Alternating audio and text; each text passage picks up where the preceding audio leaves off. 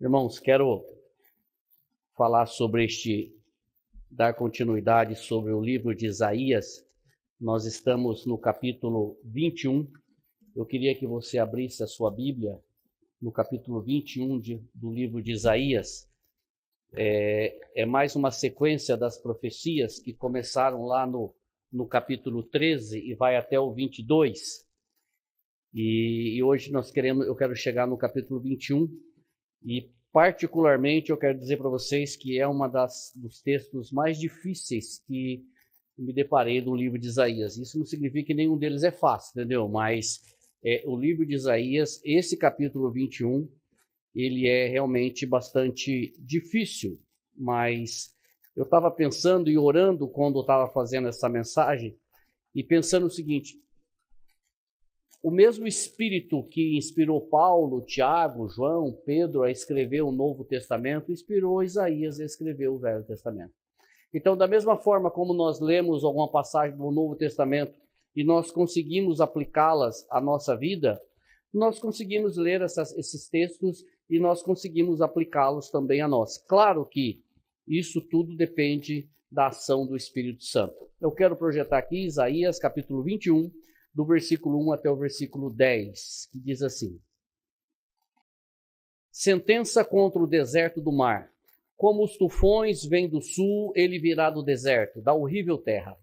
Dura visão me foi anunciada, o pérfido procede perfidamente, e o destruidor anda destruindo. Sobe, ó Elão, sitia, ó Média, já fiz cessar todo gemer, pelo que os meus lombos estão cheios de angústias, dores se apoderaram de mim, como as de parturiente. Contorço-me de dores e não posso ouvir, desfaleço-me e não posso ver. O meu coração cambaleia, o horror me apavora. A noite que eu desejava se me tornou em tremores. Põe-se a mesa, estende-se os tapetes, come-se e bebe-se. Levantai-vos, príncipes, untai o escudo. Pois assim me disse o Senhor: vai, põe o atalaia, e ele que diga o que vir. Quando vir uma tropa de cavaleiros de 2 a 2, uma tropa de jumentos e uma tropa de camelos, ele que escute diligentemente com grande atenção. Então o atalaia gritou como um leão: Senhor, sobre a torre de vigia estou de pé continuamente durante o dia e de guarda me ponho noites inteiras. Eis agora vem uma tropa de homens, cavaleiros de 2 a 2. Então ergueu ele a voz e disse: caiu, caiu Babilônia, e todas as imagens de escultura dos seus deuses jazem despedaçadas por terra. Ó povo meu, debulhado e batido como o trigo da minha eira, o que ouvi do Senhor dos Exércitos, Deus de Israel, isto vos anunciei. Como eu disse, você lê um texto desse e parece que ele não tem nada a ver com a gente hoje. São cidades, são situações fora do nosso contexto diário, atual, mas ele tem muito a ver conosco. Muitas coisas nesse texto nós podemos e nós vamos aplicá-los no nosso dia a dia. O tema que eu coloquei ali é sede vigilantes. Sede vigilantes. E eu estava até brincando com a minha esposa que chega nesse período do ano, a gente percebe que aparecem os adivinhadores de plantão, né? Que o ano que vem vai acontecer isso, vai morrer um ator, vai morrer um não sei quem. Então começam as profecias para 2023. Eu também tenho a minha para 2023. Sede vigilantes. Porque você não sabe se ele vai chegar em 2023. Nós não sabemos quando virá o Senhor. Então, sede vigilantes. Fiquem firmes, porque nós não sabemos o dia que o Senhor... E essa é verdadeira, essa não é especulação, não. Fique firme, entendeu? Sede vigilante. Irmãos, nesse capítulo, como eu disse, as profecias começaram no capítulo 13 e vão até o capítulo 23. Todas essas profecias são contra povos que tentaram conquistar, exilar, destruir, fazer todo tipo de situações contra Judá e, por consequência, contra Jerusalém. Essa profecia do capítulo 21, ela se torna um pouco mais difícil porque quando você começa a ler o texto, ele não fala para quem ele está falando. E ele não fala de quem ele está falando. Então isso nos causa, assim, nos dá um pouco mais de dificuldade, que você vai ler o texto sem saber de quem é que ele está falando. Se eu não estiver equivocado, a Nova Versão Transformadora já traz ali no primeiro capítulo falando sobre a Babilônia, que os irmãos já entenderam o que é da Babilônia, então ele traz ali Babilônia, mas as outras traduções não trazem que é Babilônia, ele traz como deserto. E aí você precisa estudar o texto melhor para você conseguir entender. E a hora que você chega só lá no final, no versículo 8, versículo 9, que você entende que ele está falando sobre a Babilônia. Nós já estudamos sobre a Babilônia, quem entende, quem lembra um pouquinho, nós estudamos um pouco sobre a Babilônia, só que aquela Babilônia, ela foi retratada como toda a inimizade contra Deus. Se você lembrar do versículo, do capítulo 18, se não estiver equivocado, de Apocalipse, tem uma passagem que diz assim, caiu a grande Babilônia. Então é uma Babilônia que é representada ali como toda a inimizade contra Deus. E essa Babilônia aqui, ela não é diferente. É uma Babilônia que representava aqui uma inimizade contra Deus, porque seria a nação que levaria cativo o povo de Israel, o povo de Judá, por 70 anos. Exilaria o povo por 70 anos. E é interessante que no período dos reinos divididos, eu já falei aqui qual é o período do reino dividido, reino do norte e reino do sul, nesse período do reino dividido, a Babilônia ela se mostrou amiga do reino do sul, ou seja, amiga de Judá. E aí a gente já começa a fazer uma aplicação, cuidado com as amizades, entendeu? Então a Babilônia ela já se tornou assim muito amiguinha de Judá, muito amiguinha de Jerusalém. E isso o próprio profeta Isaías ele relata. Um pouco mais para frente, no capítulo 39, no versículo 1, ele fala dessa amizade. Ele diz assim, ó, nesse tempo, Merodach-Baladã, filho de Baladã, rei da Babilônia, enviou cartas e um presente a Ezequias, porque soube que estivera doente e já tinha convalescido. Ezequias, rei de Judá, ficou doente. Merodach-Baladã, rei da Babilônia, ficou sabendo que ele estava doente, mandou um presente para ele. Só que se você tiver a curiosidade de ler o capítulo 39 de Isaías, você vai ver que Isaías puxa a orelha do rei. Está dizendo o seguinte, porque o rei Ezequias, talvez numa inocência, ele mostrou todos os tesouros da Babilônia para esse rei, para a Babilônia, os tesouros de Jerusalém. E o profeta Jeremias fala assim, você não deveria ter feito isso, porque eles virão e roubarão todo o tesouro de Jerusalém. E foi o que aconteceu um pouco mais para frente, quando eles levaram exilado o povo de Judá por 70 anos. Na realidade, essa pseudo-amizade, os estudiosos chamam isso de armadilha. Armadilha do rei da Babilônia contra Judá, porque eles tinham um interesse em conquistar o reino do sul e eles estavam tramando ali alguma estratégia para que isso pudesse acontecer. Essa advertência do profeta Isaías, para que o rei não mostrasse todas as estruturas de Jerusalém, ela culminou nos dois eventos que Babilônia levou Judá cativo. Primeiro, no ano 605, quando ela levou alguns jovens, entre eles os mais conhecidos, Daniel, Sadraque, Mesaque e Abdinego, que esses jovens foram levados cativos para a Babilônia, e no ano 597, aonde o rei veio e levou todo Judá cativo, exceto os pobres. E aonde que está registrado isso? Isso está registrado no segundo livro dos reis, no capítulo 24, versículos de 11 a 14, para que nós possamos entender. Também veio Nabucodonosor, rei da Babilônia, contra a cidade, quando os seus servos a estavam sitiando. Então saiu Joaquim, rei de Judá. Veja bem, alguém pode dizer assim, mas peraí, você acabou de falar de Ezequias, agora você está falando de Joaquim. Nós vamos ver que as profecias, elas demoravam muito tempo para se cumprir. Essa profecia aqui, ela levou mais de 200 anos para cumprir. Então, era um rei na época que começou a profecia, mas quando ela se cumpriu, era outro rei. Então, aqui já era Joaquim. Joaquim, rei de Judá, então saiu Joaquim, rei de Judá, ao rei da Babilônia. Ele, sua mãe, seus servos, seus príncipes e seus oficiais. E o rei da Babilônia o tomou preso no 8º ano do seu reinado. E tirou dali todos os tesouros da casa do Senhor e os tesouros da casa do rei. E partiu todos os vasos de ouro que fizera Salomão, rei de Israel, no templo do Senhor, como o Senhor tinha falado. E transportou toda a Jerusalém, como também a todos os príncipes e todos os homens valorosos, 10.000 presos, e a todos os artífices e ferreiros. Ninguém ficou, senão o povo pobre da terra. Então, nesse período, Babilônia leva cativo todo Jerusalém, todo Judá, e deixa somente os povos, os pobres, que estavam cuidando da terra.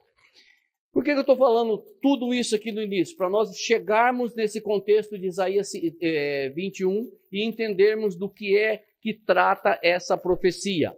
Porque, irmãos, toda a profecia até agora, eu já falei isso todas as vezes que eu falo sobre o livro de Isaías aqui, elas têm apenas um norte. Qual é o norte? Elas têm um pano ali que era para que o povo observasse, que era confiança. Ou seja, se você olhar todas essas profecias, do capítulo 13 até o capítulo 22, você vai ver que o Senhor, através do profeta, só vem falando uma coisa: confie no Senhor.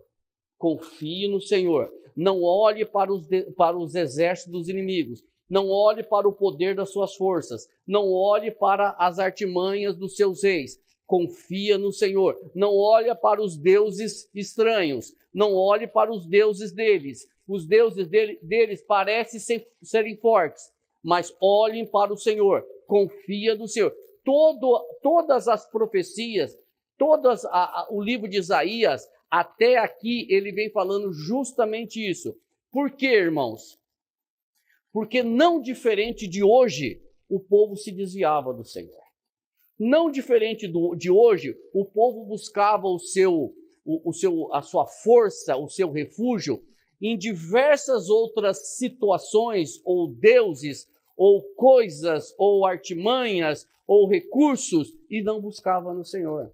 Como eu disse para vocês aqui, não sei quem viu ontem, eu esqueci o nome, os videntes, os videntes. Os videntes começam a dizer, vai acontecer isso, vai acontecer aquilo, vai acontecer aquilo lá. E as pessoas crêem mais nessas coisas do que na palavra de Deus. Aí a gente fala assim, nossa, mas por que isso pode acontecer? É a mesma coisa do que acontecia aqui. Quando nós olhamos para o Velho Testamento, a gente percebe que a história ela vem se repetindo. E nós vivemos no século 21, e se você pegar isso daqui, você vai ver que é a mesma coisa. O povo se desviando do Senhor, olhando para outros deuses, colocando a sua confiança no seu poder financeiro, na sua sabedoria, na sua inteligência, no seu cônjuge, no seu trabalho, nos seus bens, menos no Senhor. Isso daí vem acontecendo e o Senhor vem dizendo, olhe para mim, busque em mim, confie em mim, porque eu sou o Senhor e não há outro. Mas o povo continua se desviando e buscando outros caminhos. É só nós olharmos o que acontece hoje. É só nós olharmos o que acontece hoje, que não é nada diferente na época da Babilônia. E por que eu digo isso? Porque se você olhasse para o Império Babilônico daquela época, ninguém em sã consciência poderia dizer que esse império seria conquistado. Quando a gente olha para a sabedoria, quando a gente olha para Nabucodonosor, toda a sua estratégia, toda a sua sabedoria, todo o seu exército, a sua fortaleza, ninguém em sã consciência poderia dizer o seguinte, Babilônia será conquistada, exceto se o Senhor estivesse à frente do outro exército. Exceto se fosse o Senhor que estivesse à frente do outro exército. E a gente percebe que o Senhor estava à frente do outro exército. Por isso que Babilônia foi conquistada. Muito bem, irmãos. Quando nós olhamos para isso e percebemos que Babilônia era um império tão forte que ele não poderia ser conquistado por forças humanas, Eu consigo fazer uma aplicação para nós hoje, que às vezes nós nos deparamos com uma situação tão complicada na nossa vida, tão difícil, que você diz assim, puxa, não há solução para esse caso. Não há solução para este caso. Então, da mesma forma que Babilônia só poderia ser conquistada se Deus estivesse à frente do exército inimigo, o seu problema é resolvido quando Deus está à frente da solução. Às vezes nós olhamos para o exército inimigo e nós não olhamos para aquele que está à frente dele. Nós olhamos para os problemas, para as dificuldades, para as situações constrangedoras, situações que estão além da nossa capacidade de resolver. Mas se nós olhamos para aquele Deus, do nosso Deus, que está à frente das situações, aí nós vamos perceber que não há problema difícil para ele. Também aqui não estou fazendo apologia a crente não ter problemas, tá? Por favor. Eu estou dizendo que nós, como cristãos, nós passamos problemas e dificuldades, sim, mas nós sabemos aonde nós vamos buscar refúgio. Nós sabemos aonde nós vamos dobrar o nosso joelho, nós sabemos em quem nós vamos buscar a solução dos nossos problemas. Elas sempre serão resolvidas? Nem sempre, porque a vontade dele é boa, agradável e perfeita na nossa vida. E não a minha, que é boa, agradável e perfeita. Muito bem, então vamos para Isaías 21, de 1 a 4, que diz assim: sentença contra o deserto do mar. Como os tufões vêm do sul, ele virá do deserto, da horrível terra. Dura visão me foi anunciada, o pérfido procede perfidamente, e o destruidor anda destruindo. Sobe ao Elão, cintia a Média, já fiz cessar todo o gemer, pelo que os meus lombos estão cheios de angústias, dores se apoderaram de mim como as de parturiente, contorço-me de dores e não posso ouvir, desfaleço-me e não posso ver. O meu coração cambaleia, o horror me apavora. A noite que eu desejava se me tornou em tremores. O que significa isso? Isso aqui significa o seguinte, que a destruição da Babilônia viria do deserto. Não ajudou em nada. Mas o deserto aqui, nós vamos estudar um pouco mais sobre isso, por isso que eu disse para você que o texto de Isaías 21, ele exigiu bastante. Esse deserto aqui, ele refere-se aos persas e os medos. Como que eu sei isso?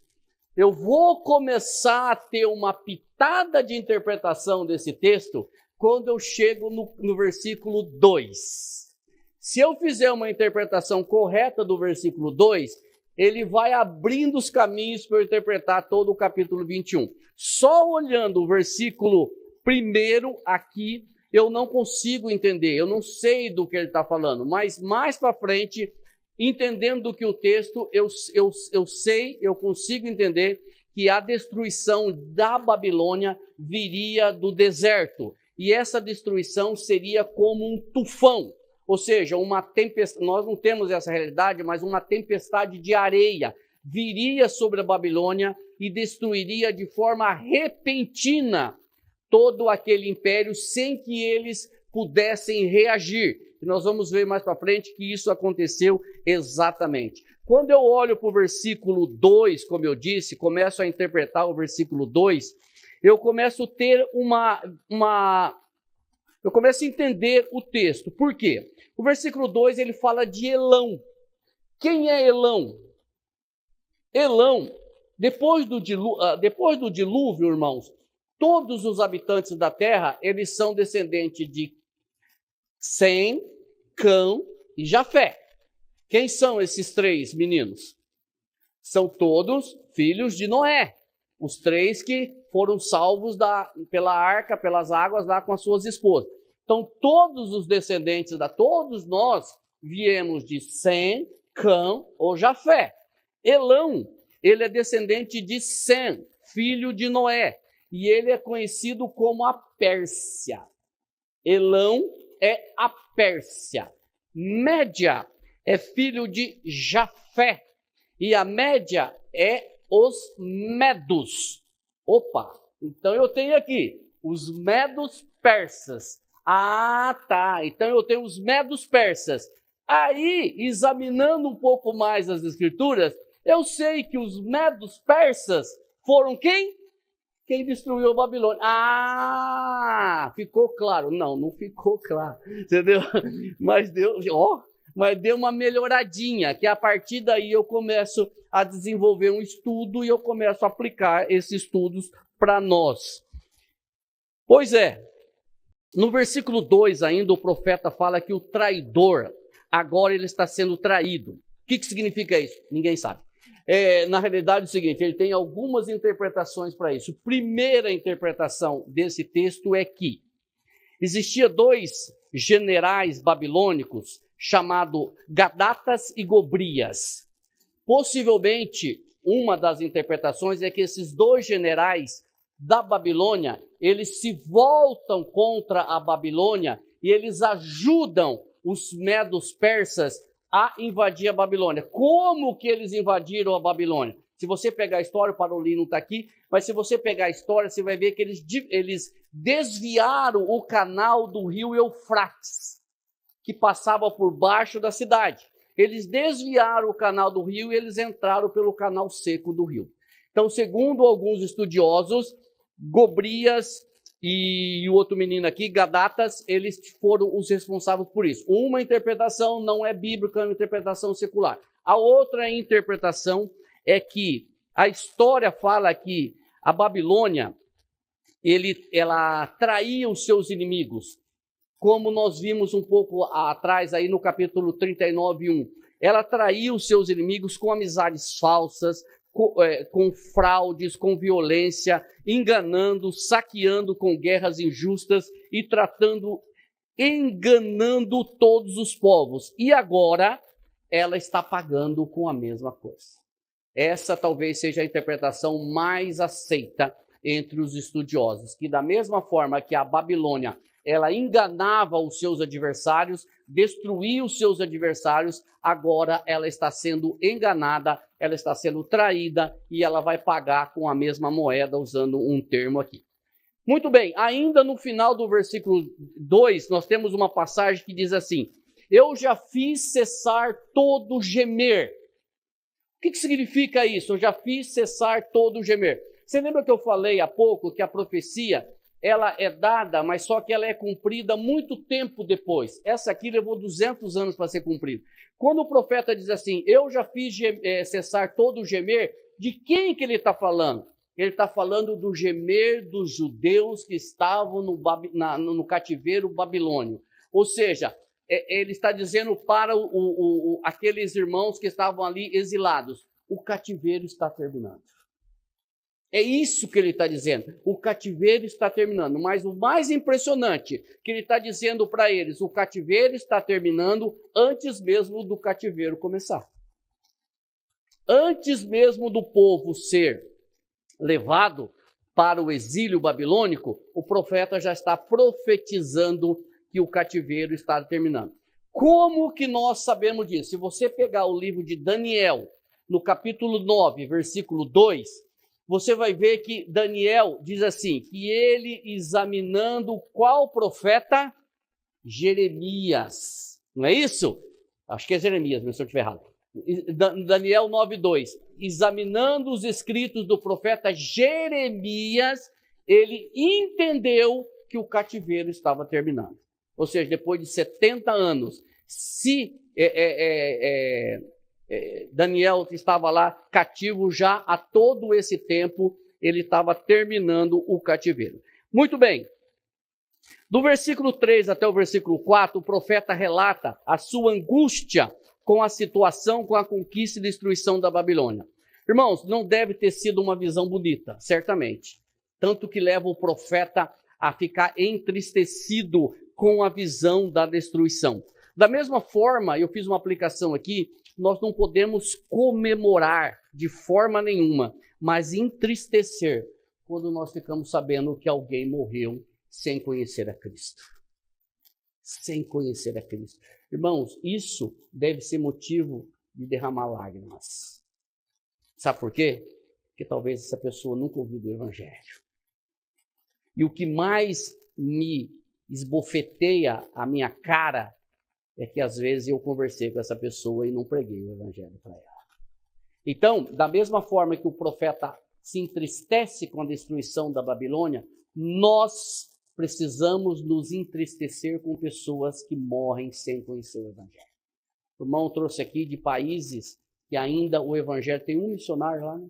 Um missionário, 2 missionários. Quantos que não estão ouvindo o evangelho? Mas aí você fala assim, puxa, então eu vou para lá. Nós temos aqui em Londrina também muitos lugares, muitas pessoas para ouvir o evangelho. E quando o profeta diz que ele está arrasado, ele não apenas quer informar os leitores que ele está arrasado. Não é esse o objetivo do escrito dele. Ele não está dizendo, olha, eu estou arrasado, mas eu quero que vocês saibam, olha para mim, estou arrasado. Não é isso que ele está dizendo. Ele não quer só informar-nos que ele está arrasado, mas ele quer que nós participemos com ele, desse arrasado.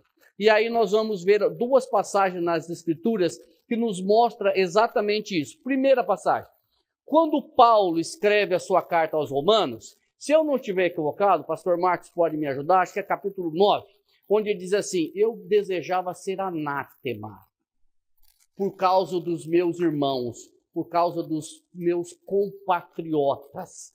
Se eu não estiver equivocado, é o capítulo 9. O que Paulo está dizendo? Ele não está querendo se mostrar. Ele não está querendo dizer, olha como que eu sou bonzão, eu queria ser anátema por conta dos meus compatriotas, dos meus irmãos. Não, irmãos, ele está sofrendo pelo povo. Ele está sofrendo por aquele povo dele que rejeitava o evangelho. Ele está sofrendo por aquele povo que não queria o evangelho. Ele diz assim, se eu pudesse trocar a minha vida pela deles, eu trocaria. É isso que ele está dizendo. Então temos mais uma passagem. E essa eu peguei do Novo e agora eu vou pegar uma do Velho. Moisés. O que Moisés falou? Senhor, quando o Senhor falou assim, eu vou matar todo esse povo aqui. O que Moisés falou? Senhor, perdoa esse povo, então risca o meu nome do livro da vida. Foi isso que ele falou? Não é que Moisés testou Deus. Ah, não, Deus, é o seguinte, fazer um negócio com o senhor, ou o senhor faz isso, ou então eu volto daqui. Moisés não estava testando Deus. Moisés estava sofrendo pelo povo. Moisés estava sofrendo pelos seus. E aí eu falo para você, meu querido irmão e minha querida irmã, nós sofremos por aqueles que ainda não conhecem o evangelho. Nós choramos por eles. Você mais espiritual aqui, nós oramos por eles. Nós pregamos o evangelho. Nós testemunhamos de Cristo Jesus para as pessoas que estão ao nosso redor. Então vamos fechar o círculo. E a nossa família? Muitos daqui, entre vocês estou eu, tem muitos da minha família que ainda não creem em Cristo Jesus. Será que eu testemunho do evangelho quando eu estou no meio deles? Vocês percebem que o texto do Velho Testamento a gente consegue aplicar muito no nosso dia a dia? Muito. Que a Bíblia ela foi escrita por homens, mas foi inspirada pelo Espírito Santo de Gênesis a Apocalipse. Então, irmãos, essas 2 passagens, isso demonstra o amor que esses homens tinham e este mesmo amor deve ser por vocês. Entendem isso, irmãos? Que nós não podemos desprezar as oportunidades de pregar a palavra de Deus? Vocês entendem isso? Isso é claro na vida de vocês? Ou vocês acham que essa responsabilidade de pregar o evangelho é apenas dos pastores, dos missionários, dos líderes? Você entende que você tem uma responsabilidade, que o Senhor te converteu, você que era uma tranqueira que nem eu, e o Senhor te arrancou você do mundo de pecado, o Senhor perdoou os seus pecados, o Senhor te deu uma nova vida, o Senhor te ressuscitou juntamente com ele. Ou seja, irmãos, o Senhor te salvou. Você entende que isso daí, você precisa falar para as outras pessoas dessa graça, desse amor, dessa nova vida, dessa mudança de vida, de tudo isso que o Senhor fez contigo? Você entende isso? Que não se trata de um acúmulo de conhecimento, mas se trata da divulgação do evangelho. Isaías 21:5, dando sequência aqui, ele diz assim: põe-se à mesa, estende-se tapetes, come-se, bebe-se, levantai-vos, príncipes, untai os escudos. Aqui, irmãos, nós vemos um contraste muito simples entre festa e guerra. Entre festa e guerra. O que nós percebemos aqui? Enquanto comiam e bebiam, enquanto festejavam, estavam despreocupados. Mas o profeta está dizendo, olha, não fiquem despreocupados. Untem os seus escudos. O que significa isso? Preparem os seus escudos para a guerra. Porque vocês estão festejando, comendo, bebendo, só que vocês não estão percebendo o destruidor que está chegando. Eles precisavam estar com seus escudos preparados. Esta passagem aqui, ela remete àqueles que conhecem, àquela noite que o rei Belsazar deu lá em Daniel, que nós vamos ler daqui a pouco, Daniel capítulo 5, eu vou ler agora. Daniel capítulo 5, quando ele deu um banquete para os seus príncipes da Babilônia. Olha aí o que diz Daniel capítulo 5, versículos de 1 a 3. Olha aí.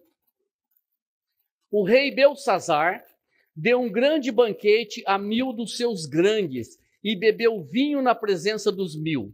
Enquanto Belsazar bebia e apreciava o vinho, mandou trazer os utensílios de ouro e de prata que Nabucodonosor, seu pai, tirara do templo que estava em Jerusalém, para que neles bebessem o rei e os seus grandes, as suas mulheres e as suas concubinas.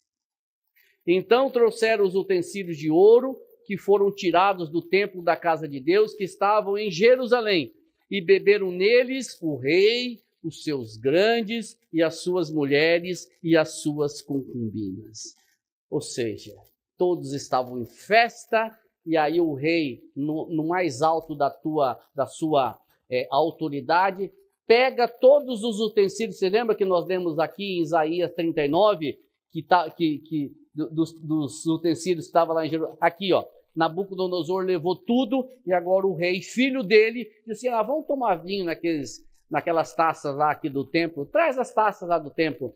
Vamos tomar, toma aí 1000, as suas mulheres, as suas concubinas, vamos profanar aqui o templo do Senhor. Isso aqui não é nada, o Deus de Israel é um Deus muito fraco, porque nós conquistamos, e vocês sabem muito bem que quando uma nação conquistava a outra nação, era porque o Deus da outra nação era um Deus fraco. Nós já estudamos isso daqui anteriormente, que as pessoas diziam sobre o Deus de Israel. Agora, veja bem, a sequência, Daniel 5, 25 a 28. Enquanto estava todo mundo bebendo, estava todo mundo festejando, aparece uma mão. Irmão, vocês imaginam a cena? Vocês imaginam o desespero? Estava todo mundo comendo, bebendo, 1000 pessoas, tal. Parece uma mão escrevendo na parede. Olha o que a mão escrevia. Facinho. E estas, pois, a mão apareceu escrevendo na parede. Que dizia a mão? O que dizia essas escritas? Esta, pois, é a escritura que se traçou. Mene, mene, tekel, persim. Esta é a interpretação daquilo. Mene, contou Deus o teu reino e o deu cabo dele. Tekel, pesado foste na balança e achado em falta. Peres, que é o singular de persim. Dividido foi o teu reino e dado aos medos e aos persas. Olha o capítulo 2 aqui. Olha o versículo 2 aqui. Entende? Agora eu sei. Olha o versículo 2 aqui. Elão é Pérsia, Média é Medos. Aqui, Medos, persas conquistando a Babilônia. Por quê? Porque o rei profanou o templo do Senhor. Percebe? Quem que fez essa interpretação? Quem que trouxe essa interpretação? Daniel. Ninguém conseguia entender o que estava escrito lá. O rei chamou Daniel e falou, Daniel, por quê? A mãe do rei falou para ele, olha, na época do seu pai, Nabucodonosor, Daniel revelou o sonho. Então chama Daniel, que ele vai revelar. E Daniel revelou. Você imagina, irmão? Eu fico imaginando assim, na frente do rei, 1000 pessoas, Daniel vem e fala assim, teu reino foi medido, foi pesado, você foi achado em falta, e o seu reino será dividido entre os medos e os persas. Se vocês continuarem lendo o texto por curiosidade, vocês vão ver que a Bíblia fala que os joelhos do rei bateram um no outro. Imagina a tremedeira. Imagina a tremedeira. A Bíblia diz que os joelhos do rei bateram um no outro, de tão medroso que ele... Até eu batia o joelho um no outro, né? Qualquer um. A hora que aparece a mão escrita ali, o joelho do rei batia um no outro de medo. Mas qualquer um ficaria com medo. Mas por quê? Porque eles profanaram o rei do Senhor. Aí eu pergunto para você, mas daqui está muito longe, não vai aparecer uma mão escrita Mené, Mené, Tekel, Parsim. Mas eu vou dizer para você, qual a aplicação disso para nós? Qual a aplicação disso para nós, irmãos? Lembra que o título da mensagem é Sede Vigilantes. Qual é a aplicação disso para nós? A aplicação disso é 1 Tessalonicenses 5, de 1 a 3, que diz assim: Irmãos, Paulo escrevendo, relativamente aos tempos e às épocas, não há necessidade de que eu vos escreva, pois vós mesmos estáis inteirados com precisão de que o dia do Senhor vem como ladrão de noite. Quando andarem dizendo paz e segurança, festa, paz, segurança, eis que lhes sobrevirá repentina destruição, como vem as dores de parto que está para dar à luz, e de nenhum modo escaparão. Irmãos, o que eles estavam tendo aqui? Festa, segurança. O que veio? Os medos e os persas vieram repentinamente sobre eles. Da mesma forma, nós, possivelmente, certamente, os medos e os persas não virão sobre nós. Só que a nossa expectativa não é que os medos e os persas conquistarão Londrina, mas é que o Senhor Jesus vai voltar. E nós não sabemos quando. E nós estamos preparados para isso? Ou como alguém já me disse, mas no dia eu negocio. Vai negociar sim. Então, essa é a aplicação para nós, todos nós, sem perder tempo, anunciar o Evangelho com uma frase entre todas: preparem-se, o Senhor está voltando.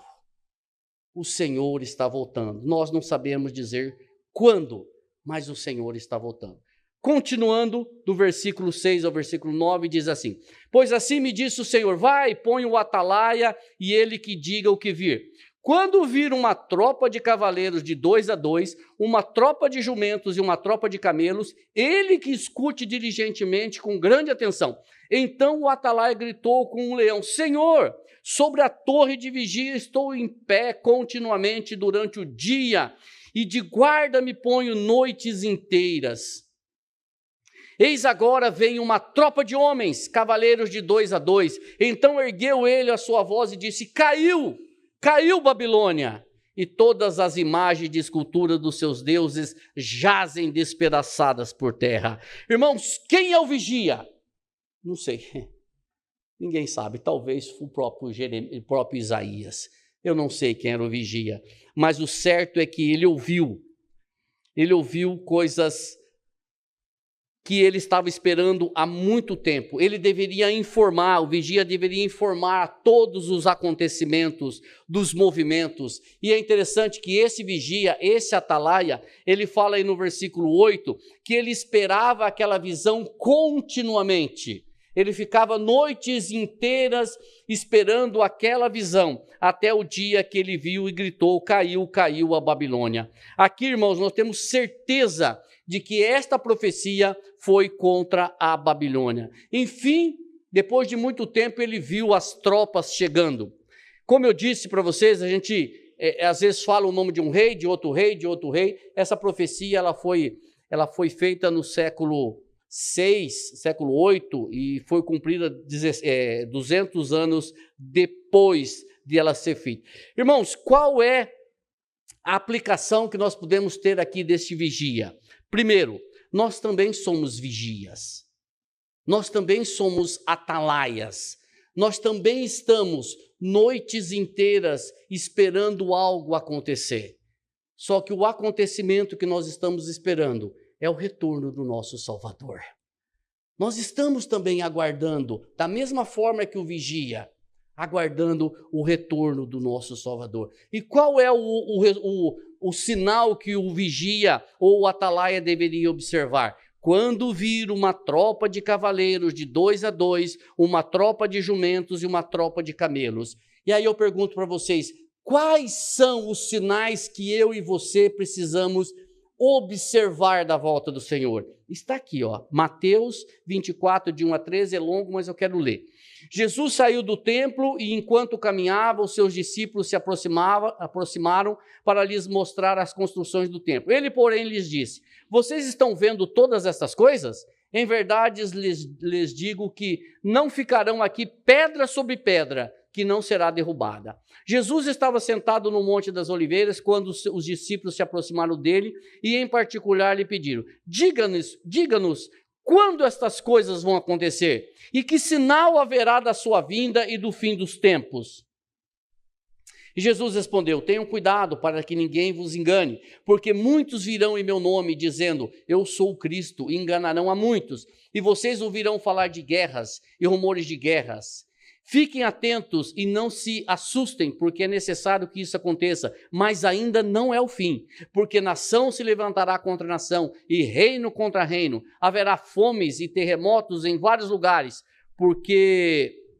porém todas estas coisas são o princípio das dores. Vocês serão entregues para ser maltratados e eles os matarão. Vocês serão odiados por todas as nações por causa do meu nome. Nesse tempo, muitos hão de se escandalizar, trair e odiar uns aos outros. Muitos falsos profetas se levantarão e enganarão a muitos. E por se multiplicar a maldade, o amor se esfriará de quase todos. Aquele, porém, que ficar firme até o fim, esse será salvo. Eu vou perguntar para vocês o seguinte: o que disso daqui que nós não estamos vendo? O que disso daqui que nós não estamos vendo já no nosso tempo? O que disso daqui? Guerras, rumores de guerra, pessoas se desviando do evangelho, a fé se indo embora, pessoas maltratando pais, mães. Agora, qual que é a ordem no final do texto? Aquele que ficar firme até o fim, esse será salvo. Qual que é o tema da nossa mensagem de hoje? Sede vigilantes. Fiquem firmes, porque o negócio vai piorar. Eu não tenho boa notícia para vocês. Vai ficar pior. Fiquem firmes, porque aquele que permanecer até o fim será salvo. E ainda Paulo, escrevendo aos Tessalonicenses, diz assim: assim, pois, não durmamos como os demais. Pelo contrário, vigiemos e seremos sóbrios. E mais uma, Paulo, escrevendo ao 1 Coríntios, diz assim: sede vigilantes, permanecer firmes na fé, portai-vos varonilmente, que significa maduros e corajosos, fortalecei-vos. Vocês percebem, irmãos, que a Bíblia está cheia de versículos dizendo para nós: fiquem firmes, fortalecei-vos, sede vigilantes, porque a situação não é fácil. Percebe como a gente consegue pegar textos do Antigo Testamento e aplicar ao nosso dia a dia? Irmãos, eu vou correr aqui. O vigia não podia dormir, vacilar. Ele não podia. Se ele vacilasse, se ele dormisse, o inimigo vinha e destruía a cidade e ele seria morto. Mais uma situação. Babilônia, ela foi destruída militarmente, só que ela foi destruída religiosamente.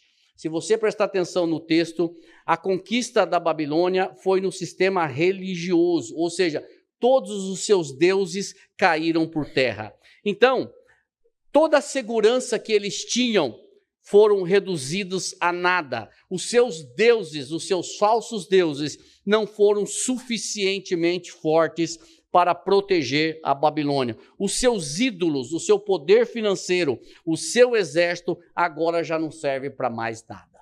Eles não foram fortes suficientes para proteger a cidade da Babilônia, porque o profeta gritou, caiu, o profeta não, o vigia, né? Caiu Babilônia e todas as imagens de esculturas dos seus deuses jazem despedaçadas por terra.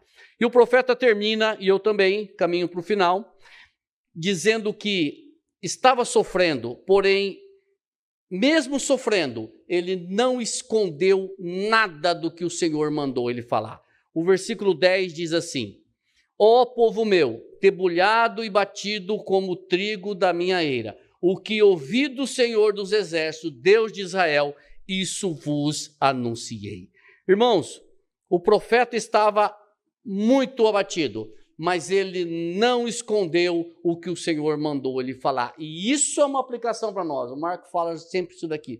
Irmãos, nós não podemos negociar a palavra de Deus. Nem todas as mensagens que a gente fala aqui são mensagens gostosas de falar. Às vezes sai daqui umas burdoadas forte, né? Sai daqui umas exortações. Mas eu falo para vocês, sejam misericordiosos com os pregadores. Porque nem tudo é gostoso de falar. Mas da mesma forma, tudo que o Senhor mandar falar, tem que falar. Talvez o profeta, se ele pudesse escolher, ele não escolheria falar essa profecia, mas ele diz assim, tudo que o Senhor me mostrou, eu falei. E não só ele. Quando Paulo se despede dos irmãos lá em Atos dos Apóstolos, capítulo 20, ele usa da mesma forma. Olha o que ele fala aqui. Capítulo 20, de 25 a 27. Agora eu sei que todos vós, em cujo meio passei pregando o reino, não vereis mais o meu rosto. Ele estava se despedindo dos irmãos. Portanto, eu vos protesto no dia de hoje que estou limpo do sangue de todos, porque jamais deixei de vos anunciar todo o desígnio de Deus. Paulo pregou todo o evangelho. Muitas vezes ele foi bravo, muitas vezes ele foi amoroso, muitas vezes ele exortou, muitas vezes ele puxou a orelha, mas ele pregou todo o desígnio de Deus. E da mesma forma nós temos que ser retos diante do Senhor e pregando todo o desígnio de Deus. O que eu ouvi do Senhor, anunciei. O profeta não reteve a ordem do Senhor, mas falou tudo aquilo que o Senhor mandou ele falar. Eu termino mesmo dizendo para vocês, irmãos queridos, fiquem firmes, sejam atalaias, vigilantes, fiquem espertos. Tem muitos falsos profetas querendo vos enganar. E mais que isso, fiquem firmes, porque nós não sabemos o dia que o Senhor voltará.